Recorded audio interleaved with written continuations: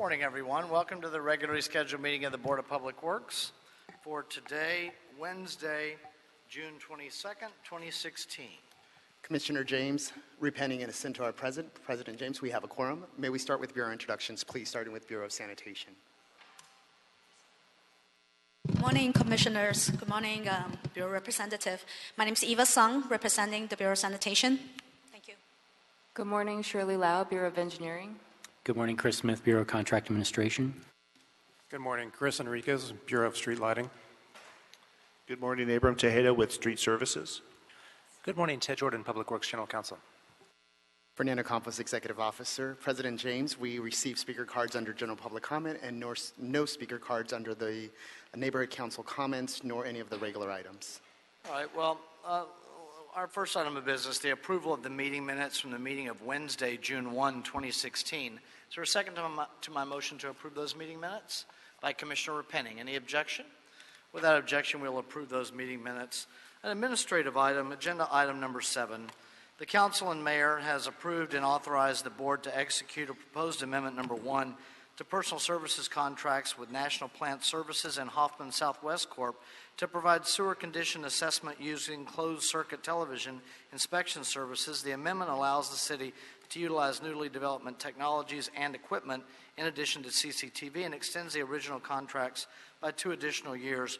The contract ceilings will each increase to $10 million. This was adopted by the board in late 2015. Council sending it back for signature. Is there a second to my motion to approve number 7 forthwith? By Commissioner Jacinto. Any objection? Without objection, we will do so. Agenda item number 6. This is an administrative item. Council has approved and authorized the board to execute proposed amendment number 1 to personal services contracts with SCI Consulting for the Los Angeles Lighting District ballot proceeding to extend the contract end date of January 22nd, 2016 by 10 months to November 22nd, 2016 in compliance with Article 11 of the original contract. The original 4-month contract was executed on September 22nd, 2015.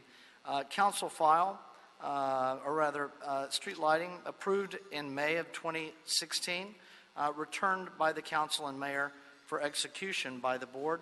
Mr. Herman, you have a card on number 6.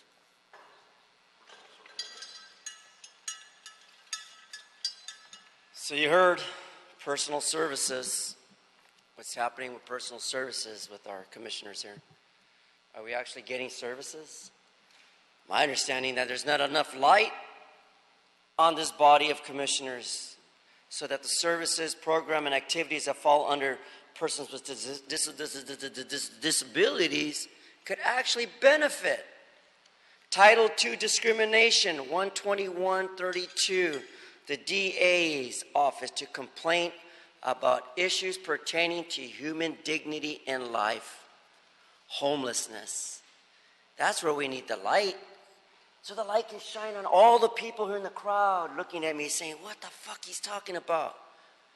I'm talking about my public comment card that I turned in for the record this morning that I wish to speak on regarding the ACLU. Miss Catherine. Yeah, Miss Catherine's going to help Mr. Herman because he can't practice speaking in public meetings because he's said he's told to be banned. He can't shed the light on the programs. He can't open your eyes to the vision of what ADA.gov means. Non-discrimination to non-disabled and the disabled population who benefit from the administration contracts. Thank you, Mr. Herman. It says Mr. B here. Mr. Spindler on number 6. Again, another Brown Act violation. The card has to be read in anonymity. So, another outside contract, but your City Ethics Commission talked about outside contracts and fined Richard J. Reardon $11,250 over emails backing LA school board candidates. One of the best mayors this city in its 200-year history ever had, he gets lynched by the LA City Unethics Commission for speaking in favor of LA school board candidates. And then we have another candidate who had an outside contractor who ran against the dwarf, according to the Daily News. Mitchell Englander is officially known as a dwarf, Daily News front page. Kelly Lord ran an unsuccessful election, was accused of not paying a website contributor $4,700, and got a $16,000 fine for that bullshit because 2 boxes weren't checked on a form indicating it was a payment for services and not a staff appointment. Now that's what you got. LAPD arresting activists, LAPD falsely going out and serving false TROs on people, and an ethics commission fining people that are political dissidents and opponents of inside this building, City Hall. And you guys don't warn your outside contractors about this. Legally, you have to disclose the fact LA City is ran by a de facto mafia. And under civil and federal law, the city of Los Angeles is a racketeered and influenced corrupt organization. 2 minutes. And you need to put that in disclosures. Mr. Spindler, agenda item number 1, the receipt of bids for a public works project, the Machado Lake Pipeline Project, estimate $3,690,000, and CD15 actually. On number 6, that's being returned for execution by the board. Is there a second to my motion that we adopt agenda item number 6 forthwith? By Commissioner Repenning. Any objection? Without objection, we will do so. Mr. Campos on number 1.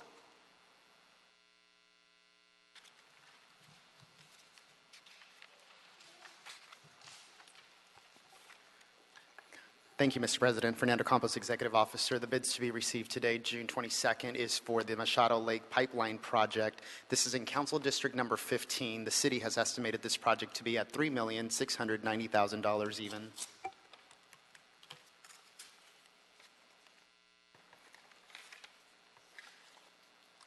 The first bid received is from Blois Construction Incorporated, that's BLOIS Construction Incorporated, for a total bid amount of $4,990,018 even. That's $4,990,018 from Blois Construction Incorporated.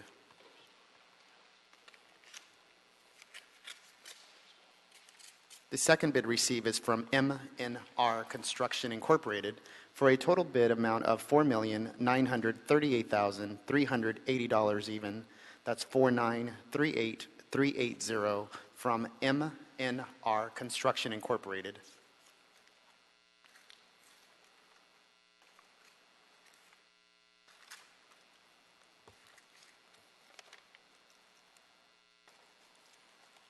The third bid received for this project is from Mike Perlich and Sons Incorporated for a total bid amount of $4,471,126 even. That's $4,471,126 from Mike Perlich and Sons Incorporated.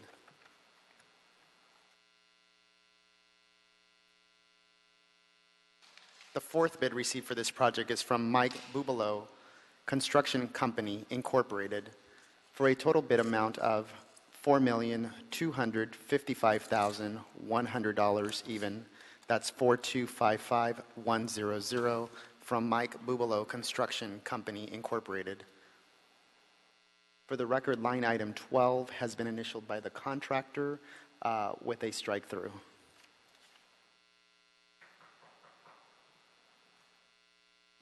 The fifth bid received for this project is from Ramona Incorporated for a total bid amount of $4,441,611 even.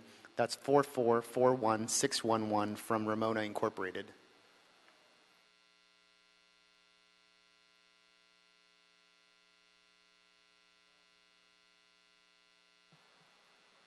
The sixth bid received is from Lone Rock Incorporated for a total bid amount of $4,597,558 even. That's $4,597,558 from Lone Rock Incorporated. The seventh and final bid is from Colich and Sons LP for a total bid amount of $4,525,100 even. That's 4525100 from Colich and Sons LP. President James, that concludes the bid openings. Thank you. Is there a second to my motion that we receive the bids forthwith? By Commissioner Repenning. Any objection? Without objection, the bids will be received forthwith. Agenda item number 2, Bureau of Engineering for Council District 9, recommending that the board authorize the city engineer to issue, 1, a task for solicitation to ICF Jones and Stokes Incorporated from the pre-qualified on-call environmental documentation services consultants list to provide environmental documentation services with a budget authority of $2,092,713, which includes contingency, and 2, a notice to proceed not to exceed a total of $1 million for the initial phases of this task. This could be phased notices to proceed as well, in connection with the Los Angeles Convention Center expansion and modernization project. Mr. Kawaguchi on agenda item number 2.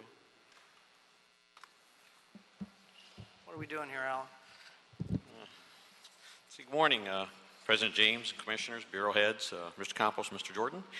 My name is Alan Kawaguchi. I'm with the Bureau of Engineering. I'm the project manager for the Los Angeles Convention Center Expansion Renovation Project. We are here before you requesting the approval of a task order to ICF to prepare the EIR document for the expansion of the Convention Center. A little bit of background on the project is on March 2nd, 2016, the Council approved a dual path delivery for the Convention Center. What the dual path delivery is, or what they've given us authorization for, is to continue moving forward with the traditional delivery, which is the design, bid, build, and compared to a public-private partnership in a delivery system. So both of those were proceeding forward. We have 90 days in which to report back. The reports are actually going to be before our Economic Development Committee next week, Tuesday. In that same approval from the Council, we were asked to proceed forward. The Bureau of Engineering was asked to proceed forward with concept refinement with our architects, Populous Incorporated. And also inside that same direction, we were to initiate the CEQA process for the expansion. The CEQA expansion, they've only given us authorization for $1 million, knowing that we have to report back. The CEQA document is going to be actually addressing both paths, both the traditional delivery and the private-public or P3 delivery method. I have Elaine Schutzau from our environmental group to kind of go over the selection and the selection process that we had for the environmental firm. Good morning, Commissioners. My name is Eileen Schutzau. I work with the Bureau of Engineering Environmental Management Group. And as Alan mentioned, we are here to request for authority to issue a TOS to ICF Jones and Stokes Incorporated to provide environmental documentation services for the Los Angeles Convention Center expansion and modernization project. Out of the 3 firms on our pre-qualified on-call list, we only received 1 proposal. One firm did not have the staff to meet the current schedule, and the other had a conflict of interest and could not submit. BOE and the Convention Tourism Department interviewed ICF and found that they had a good approach and have worked on projects of this size in the past. Also, we have worked with them on other projects, and their work is very good. The task to ICF will have a budget authority of $2,092,713, which includes contingency.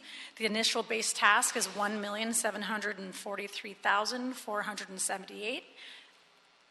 The contingency is $348,695. Due to the way in which the City Council authorized the money for this TOS, the city engineer will issue phased notices to proceed, not to exceed a total of $1 million for the initial phases of this task. We will come before you at a later time for the remaining balance. This TOS is being awarded under one of the older contracts and was effective October 2013. It is only subject to Minority Business Enterprise MBE anticipated participation levels of 12% and the Women Business Enterprise WBE of 2%. ICF is pledging that sub-consultant participation rates for this NTP be higher than the city's anticipated participation levels of MBE 12% and WBE 2%. They are as follows. The MBE participation will be 12.79%, the WBE participation will be 14.7%. Thank you, and thank you for the review on those numbers. Any questions on agenda item number 2? Commissioner Davis? Yeah, I just want to make some comments in terms of what we're doing here. It appears that the ICF organization has a record of having worked with us before and had a great performance in that past work. In terms of the proposal before us today, I appreciate the effort that they have been successful in achieving in terms of diversity and inclusion. And not only did they achieve it, but they surpassed it. And I think that this is, in fact, an example of the kind of work we like to see here on the board. So thank you for this presentation, and most of all, thank you for their work. Thank you. Any further questions of either of our presenters this morning? Commissioner Jacinto has made a motion that we adopt agenda item number 2, seconded by Commissioner Davis. Before we vote on this item, Mr. Jordan, we received 2 speaker cards during the presentation. One of them is incomprehensible with the identity of the name because it references a Ms. Pepita, it looks like. And then the other one is clearly Mr. Herman. Are there rules regarding the timing of the submission of the cards? Yes, under the board's rules, specifically Rule 17, it indicates that to facilitate the orderly process of general public comment and agenda item public comment, and to assist the board in continuing conducting its business as efficiently as possible, members of the public who wish to address the board are asked to provide a speaker card, which includes a speaker's name or other identifying designation, prior to the start of that particular comment period. Failure to submit a card, Rule 17 goes on, failure to submit a speaker card in a timely manner may preclude a member of the public from speaking during that particular comment period. So the rule does call for the card to be submitted prior to the comment period for that item, and it does indicate that failure to do so may result in them not being able to speak on that particular item. Okay, and is that rule, has it been vetted by the city attorney's office in connection with the Brown Act? You know, my understanding is that these rules mirror the city council's rules, which are thoroughly vetted. Okay, thank you. Because the speaker cards were turned in during the presentation of the matter, let's go ahead and take the vote. Any objection to Commissioner Jacinto's motion that's seconded by Commissioner Davis? Without objection, we'll adopt agenda item number 2. Any issues sending number 2 forthwith? We'll send number 2 forthwith. Thank you, Mr. Jordan. Agenda item number 3, Bureau of Engineering and the Bureau of Contract Administration requested contract award for Council Districts 2, 3, 5, 6, 7, and 12. 7 signal modifications and 1 new signal, 2 traffic signals at Pico Boulevard and 1 new traffic signal at Oso Avenue in connection with the Los Angeles Department of Transportation Highway Safety Improvement Program. This is a federal project. The numbers of the federal project are on the agenda. Recommending that the board declare the first low bidder to be the lowest responsible bidder and award a contract in the amount of $1,430,000 to KDC Incorporated, doing business as Dynalectric. Garland Cito. Good morning, Board President and Commissioners. Garland Cito with the Department of Transportation, LADOT, Complete Streets Implementation Division. I'm speaking on behalf of Carlos Rios today. What you have before you today is our request to award a construction contract for the 3 projects which we've bundled together. Earlier, I handed out a map that identifies the project locations, the scope of work that we're doing, as well as the council's districts that these projects will be in. The first project, project number 769, is for 7 signal modifications to install left turn phasing and to install 1 new traffic signal. The second project of the bundle, project number 773, is for the installation of 2 new traffic signals on Pico Boulevard. And the third project is project number 693, which is for the installation of 1 new signal on Oso Avenue. Collectively, these projects will be installing 4 new traffic signals and 7 left-turn phases, and this bundle will be titled Highway Safety Improvement Project, HSIP 5/Safety Lou. We're recommending that the board award the contract, the construction contract, in the amount of $1.43 million to KDC Incorporated, who's doing business as Dynalectric.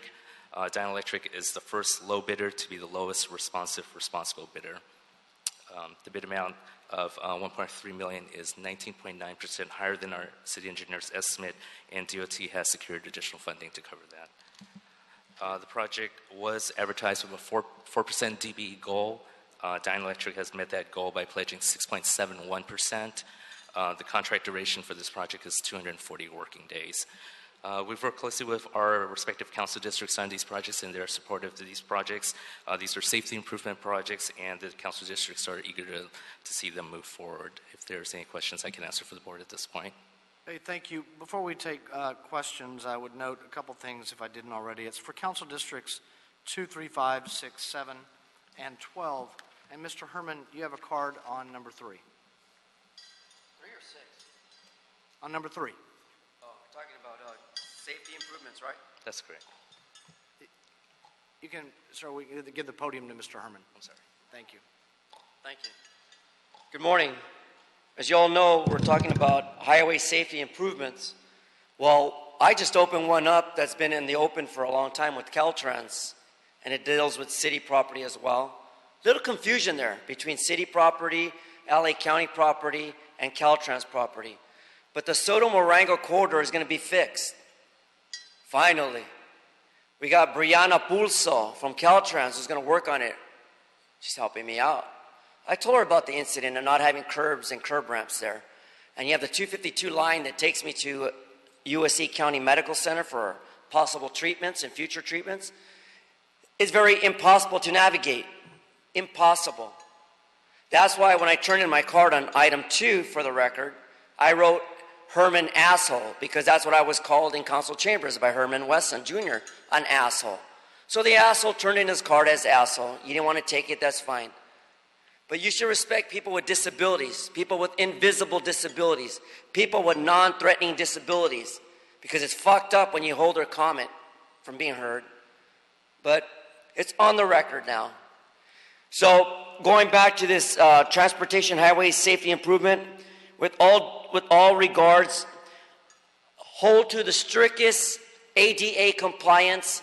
Don't allow nothing to go by without ADA coordinator involved in any of these projects, because in the last 45 to 75 years, we've been fucked over and over because we're disabled. My brother, U.S. Army, my mother in a goddamn wheelchair, and possibly me next. So keep in consideration of African Americans, minority Hispanics, and the Asians who need these proprieties of engagement with mobility and access called programmatic access. We should not be denied. We should not be denied. We should not be denied. You get it? Put the time up next time. Thank you, Mr. Herman. WS, I'm assuming that's Wayne Spindler from Encino. Mr. Spindler.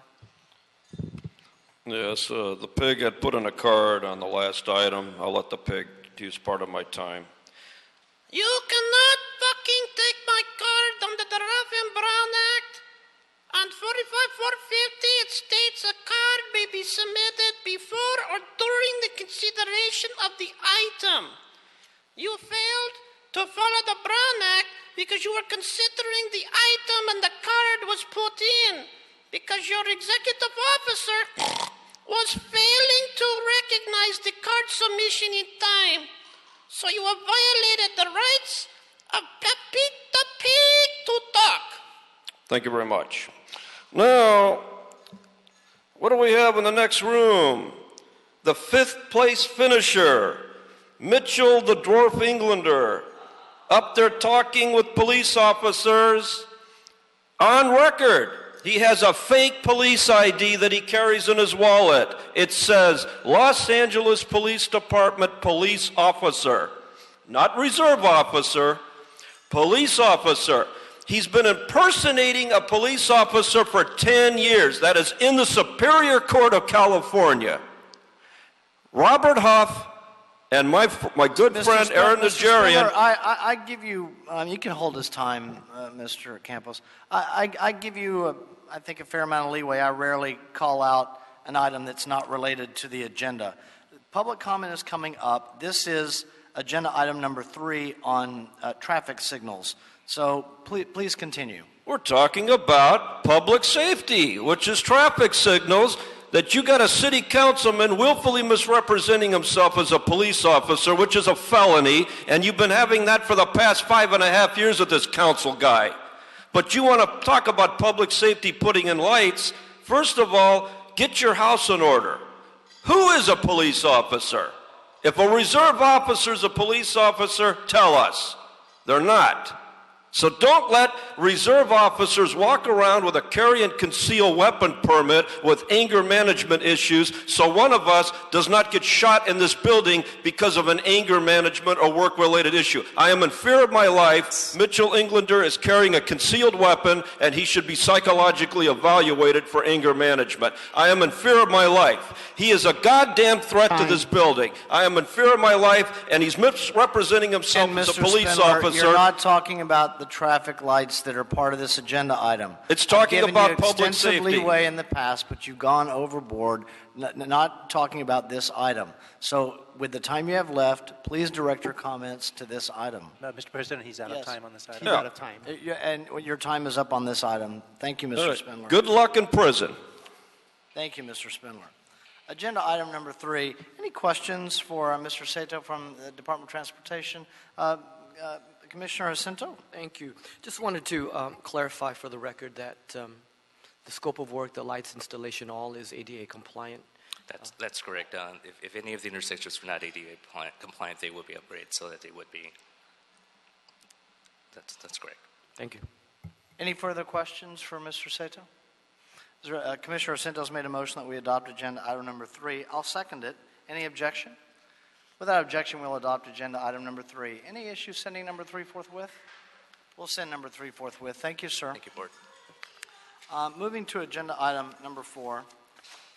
Motion from Bureau of Engineering for Council District 11 regarding bid rejection. The Bureau of Engineering is recommending that the board reject all bids received on December 16, 2015 in connection with the Hyperion Water Reclamation Plant 1-mile outfall repair and direct the Bureau of Engineering to return to the board to re-advertise the project at a future date.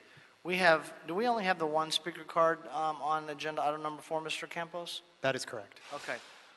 So what I would like for you to do, Mr. Zahedi, is summarize what the project is and the reason for the rejection, and then we're going to hear from our speaker from the Green Building Corp. Good morning, Sean Zahedi, Bureau of Engineering, Environmental Engineering Division.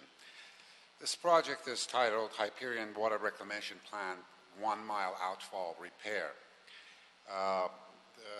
which essentially does some ballasting and concrete repair for the Hyperion's 1-mile outfall, which extends into the ocean.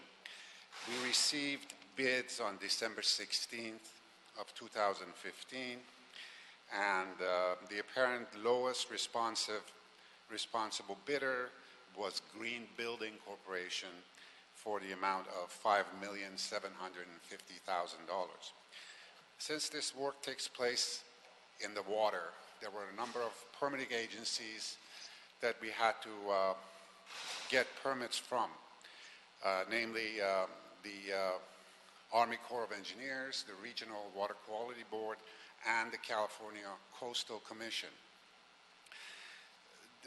One provision of the California Coastal Commission permit, actually notice of intent to issue permit, is that all work on this particular ocean outfall should take place outside of the spiny lobster fishing season, which begins in October and ends in mid-March. Since this project has not yet been awarded, We believe that the work, if started now, or if the project is awarded and notice to proceed is issued, that the work will not be completed before October of 2016. For that reason, we believe it's in the best interest of the city to reject bids at this time and re-advertise the project so as to make the most efficient use of the window that is available for us to build this job next year. So the motion is to reject the bids for this project. That concludes my report. Yeah, thank you, Mr. Zahedi. So thank you for setting that up for us. Fred Hadarian, and Mr. Hadarian, I understand that from the motion and your speaker card, matching it up, you represent as listed as the apparent lowest responsible bidder as Green Building Corporation. So with that, I don't put a 2-minute time limit on you as an interested party. What I do ask is that if you start to repeat yourself, I'm going to assume that you've said everything you need to say, but we want to hear you out, sir. So go ahead. Thank you.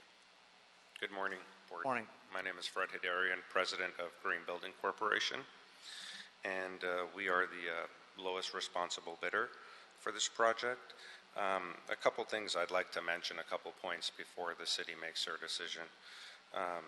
The NTP for this project can be delayed prior to the end of the lobster fishing season so that the calendar days for the project are during the off-season and we can complete the offshore activities.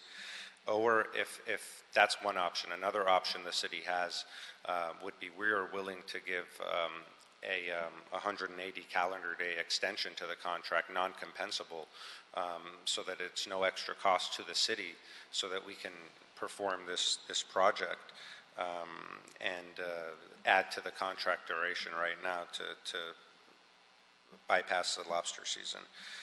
All of our subcontractors and suppliers have agreed to maintain their prices valid through the end of 2017. Green Building Corporation is a local small business.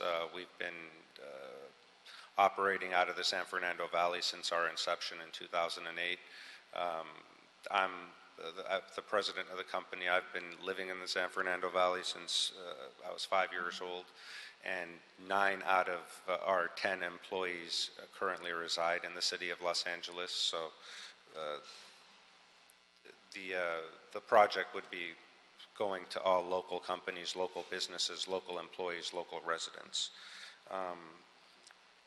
Another point I'd like to make is the city would save additional funds by not putting this project out to the rebidding process and advertising the project again.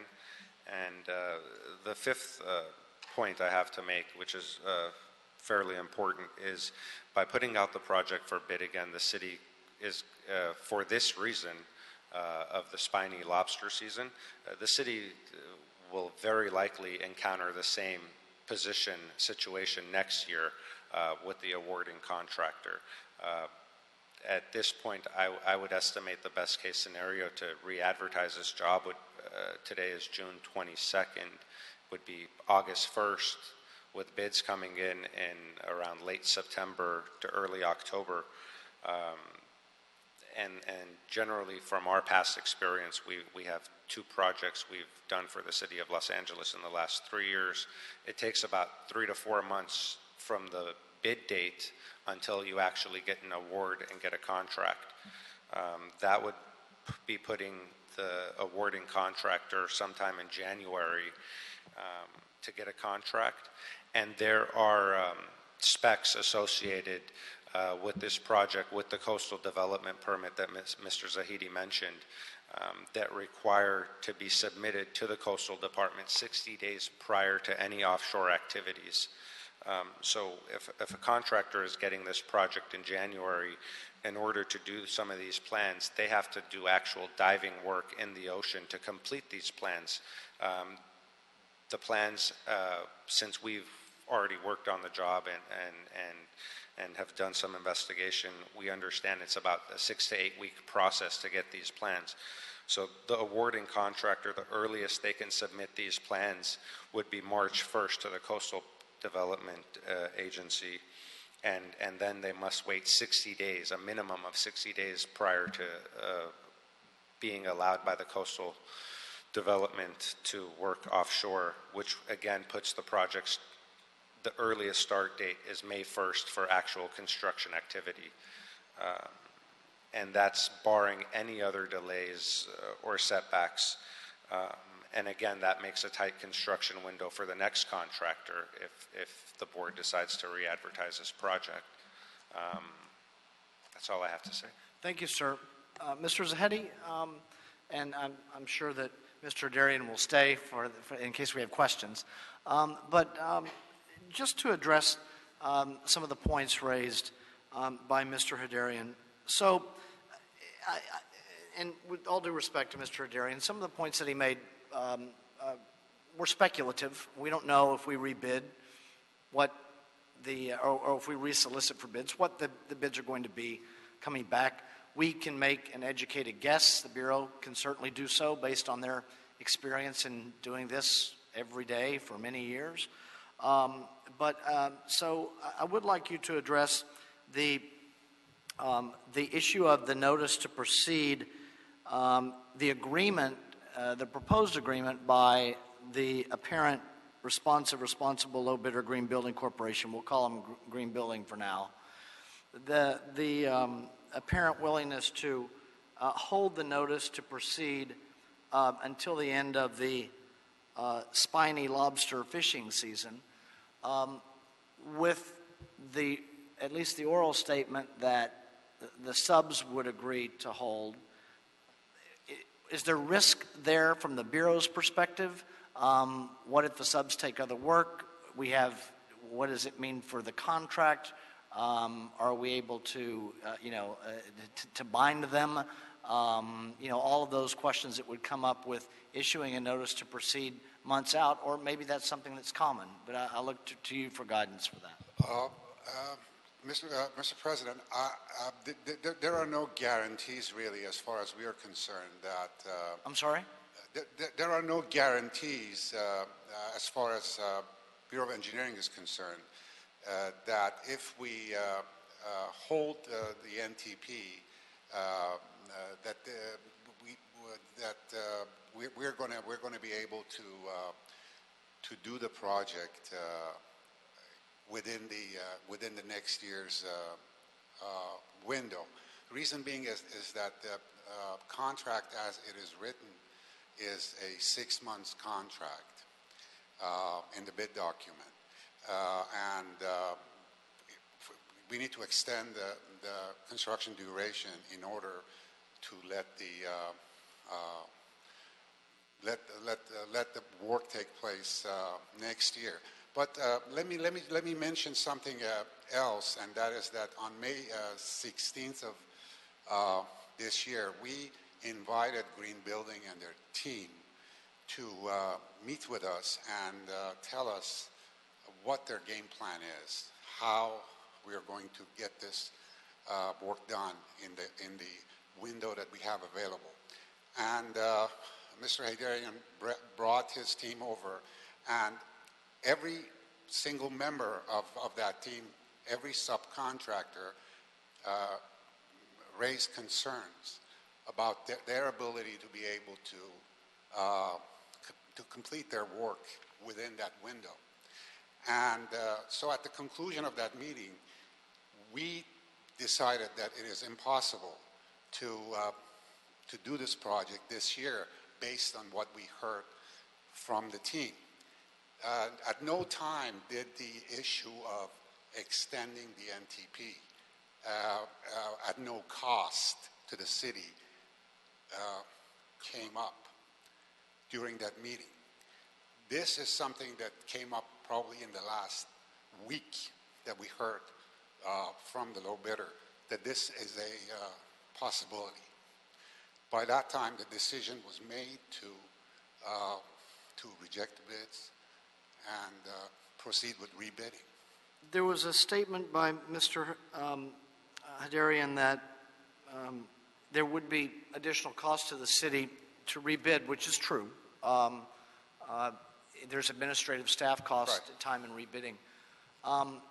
But there's also, so I concede that, but there is also the possibility that a rebid would result in lower bids. So my question is, because the motion doesn't indicate it, the apparent responsible bidder was it at the city estimate, higher than the city estimate, or lower than the city estimate? No, actually, the low bid was 134%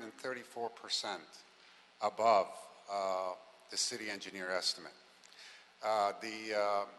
What happened is that we only received two bids, and both bids were substantially higher than the city engineer estimate.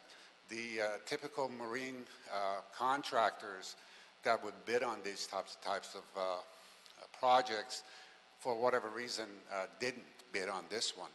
We later found out that there's a finite number of them in the area, and they were busy with other work. In our opinion, if we rebid this, of course we're going to have to revise the city engineer estimate, but there's a good chance of receiving bids lower than what we have on the table right now if we re-advertise. And again, we're all speculating here, but if the bids are lower, it could more than cover the costs, the additional administrative costs of having to rebid. Absolutely. Any further questions, Commissioner Cento, and then Commissioner Davis? Thank you. Sean, thank you for the report. I seem to remember when we had the briefing that there was more information. We have the one-page motion, but in terms of the 134% above the city engineer's estimate, I'm kind of wanting a little bit more information in the board packet and the report too. So I wanted just to make that a note. You had discussions. You had the meeting in May that you just talked about too, and that's not included in the motion. So it's kind of background information that would probably help us through the deliberation. Just wanted to point that out, sir. Okay. Commissioner Davis? Yeah, I was trying to get some clarification. It's 134% above what our estimate is? Yes. What was our estimate in numbers? Our city engineer estimate was $2,449,000, and the low bid is $5,750,000. And of those that submitted bids, there were only two? They were two, and the second low bidder failed to extend their bid bond, so they're out of the picture. So we have a single bidder. Green Building then became the Lone Ranger as a result of that issue. Well, they were the low bidder to begin with, but now they're the sole bidder on the job. What was the other bid, even though I know that there was some procedural difficulties with their matriculation in the process, but what was that bid for the other one? I'm just the curious. other bid was $6,115,000. I see. Which is 150% above. So in this process, we received these bids on the 16th, and the lowest one that we received that was the responsible bidder at the time, or at this time, is 5.7 from Green Building. Right. There is no other person that was in it other than the one that you mentioned to us. Is that correct? That's correct. And we've not taken any other administrative action other than to have received the bids. Is that correct? That's correct. We had the meeting, you said, additionally, with Green Building. Right. To try to ascertain how, in fact, they would be able to implement the work. Correct. And the answers in our discussion were not satisfactory, even from some of the subcontractors with Green Building. Acknowledged that they could not accomplish the goal as they saw it, based upon what we're saying, as I guess it relates to spiny lobster fishing season. Correct.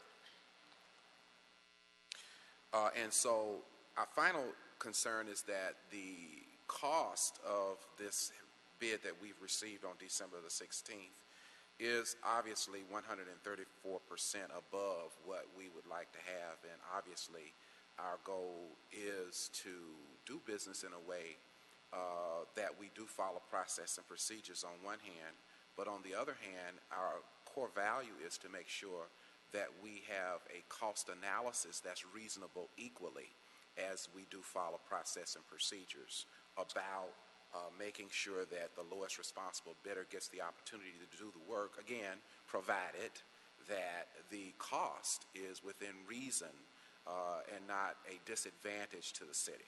That's correct. Thank you, Commissioner Davis. Anything further? That is it. I mean, this is a complex case in the fact that obviously we want to follow procedure, but not at the expense of unreasonably financial burden to the city as well. And we've not done any other further action other than to have a discussion with the lowest responsible bidder to try to determine if, in fact, even at this very high cost, the task could be complete. And we were unsuccessful in getting clear indication that the task could even be complete, notwithstanding the 134% higher rate that is being given to us by this company, which makes it very complex. Even though our concern is usually to embrace the lowest bidder. And obviously, Public Works Board of Commissions value is to make sure that people get business. But again, not at the expense of the city and not being able to assure us that even if we decided to jump on a limb like that, that we could even get it done. That's correct, sir. Thank you, Commissioner Davis. Commissioner Repenning. I just want to weigh in and say that listening to both sides of the discussion, I think that given that the work can't start anytime soon anyway, it does make financial sense for us to go back out and see if we can get some more competitive pricing on this project. So I'm inclined to support engineering's recommendation. Right. Thank you, Commissioner Repenning. Then I'm ready to make a motion that we adopt agenda item number 4, seconded by Commissioner Repenning. Any objection? And I second it too, and I just want to say once again, and I think I said it in our deliberations here, certainly we are advocates for people and lower bids getting an opportunity to do business. But again, unfortunately, not at the expense financially of the city, and most importantly, and the final blow, when we can't even assure in our own examination that it can be done effectively and efficiently. So I second your motion, Mr. President. Right, thank you. Any objection? Without objection, that'll be the order. Any issue sending it forthwith? We'll send number 4 forthwith. Thank you, both. Thank you. Agenda item number 5, Bureau of Sanitation, the Office of Accounting requesting the board approval and execution of an authority of expenditure in the amount of $70,995.20. That's an adjusted total of $72,895.20 for the encumbrance of funds for payment of the state-mandated hazardous waste generator fees for the period of January 1, 2015 through December 31, 2015. I hope we're not paying any penalties on our lateness. Yeah, we are. How are you, Unfortunately, we are. Good morning, President James, Commissioners, Bureau Executives, Mr. Jordan and Mr. Campos. My name is Tim Dafera with LA Sanitation. I'm here today to request approval for authority for expenditure in the amount of $70,995. This has to do with hazardous waste fees that we have to pay the State Board of Equalization. Historically, at Hyperion, we normally generate about 25 to 50 tons of hazardous waste a year, and that usually comes from lab chemicals and things like waste oil. And the price for that we normally pay the State Board of Equalization is somewhere around $1,900 a year. So as a result of the Dig Up project in 2015, where we had to go inside an old building and demolish all the materials in there and repurpose the building for a digested gas utilization project, we hauled out a lot of materials, and that demolition took place all of 2015. So at the end of 2015, we had to go through the manifest, figure out what's hazardous waste, and subject to these fees, and who's responsible for paying those fees. So that took some time to sort that out, know the amount of hazardous waste, and then what the fees are, and then whether it's us or the contractor. So that got us further along the way. So once we made that determination, basically we determined that about 1,838 tons of hazardous waste was generated in 2015. So Tim, I have a question. Yes.